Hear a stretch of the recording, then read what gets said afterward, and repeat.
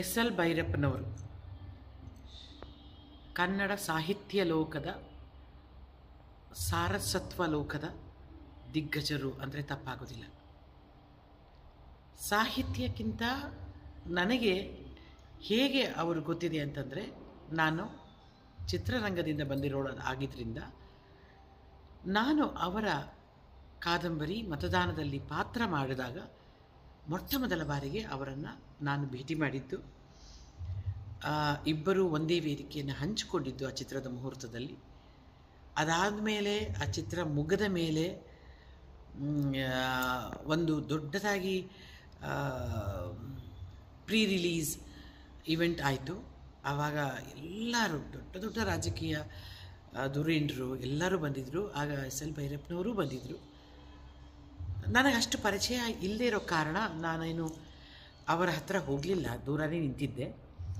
ಆದರೆ ನನ್ನನ್ನು ನೋಡಿ ನನ್ನನ್ನು ಹುಡುಕಿ ಕರೆದು ಬಹಳ ಚೆನ್ನಾಗಿ ಪಾತ್ರ ಮಾಡಿದ್ಯಾ ಅಂತಂದಾಗ ನನಗೆ ಆಸ್ಕರ್ ಸಿಕ್ಕಷ್ಟೇ ಖುಷಿಯಾಯಿತು.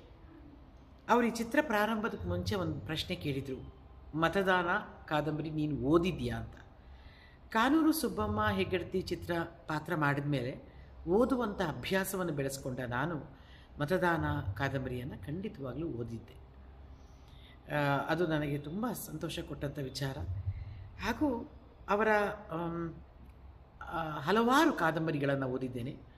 ಅದರಲ್ಲಿ ನನಗೆ ಇಷ್ಟ ಆಗಿದ್ದು, ನನಗೆ ಸವಾಲು ಅನಿಸಿದ್ದು ಪರ್ವ ಕಾದಂಬರಿ. ಯಾಕಂದರೆ ಅದು ಅವರ ಎಲ್ಲ ಕಾದಂಬರಿಗಳಲ್ಲಿಯೂ ಕೂಡ ನಮ್ಮ ಭಾರತೀಯ ಸಂಸ್ಕೃತಿಯ ಜೊತೆಗೆ, ಇತಿಹಾಸದ ಜೊತೆಗೆ, ತಾತ್ವಿಕದ ಸತ್ವಗಳ ಜೊತೆಗೆ ಪದಗಳನ್ನು ಜೋಡಿಸಿ ಬರೆಯೋದಿದೆಯಲ್ಲ, ಅದು ಎಂಥವರೆಗೂ ಆಕರ್ಷಣೀಯ. ಅದರಲ್ಲೂ ಪರ್ವ ಮಹಾಭಾರತದ ಒಂದು ಇನ್ಫ್ಲೂಯೆನ್ಸನ್ನು ಇಟ್ಕೊಂಡು ಬರೆದಂಥ ಒಂದು ಕಾದಂಬರಿ. ಆ ಕಾದಂಬರಿ ಎಷ್ಟು ಸೆಳೀತು ನನಗೆ ಅಂತಂದರೆ ಈಗಲೂ ಕೂಡ ಸರ್ವಕಾಲಿಕ. ಅದು ಎಸ್ ಎಲ್ ಭೈರಪ್ಪನವರು ದೈಹಿಕವಾಗಿ ನಮ್ಮ ಜೊತೆ ಇರದೇ ಇರಬಹುದು, ಅವರ ಧ್ವನಿ ನಮಗೆ ಕೇಳದೇ ಇರಬಹುದು, ಆದರೆ ಅವರ ಪದಗಳು ಖಂಡಿತವಾಗಲೂ ನಮಗೆ ಯಾವಾಗಲೂ ಮಾತನಾಡ್ತಾ ಇರ್ತವೆ.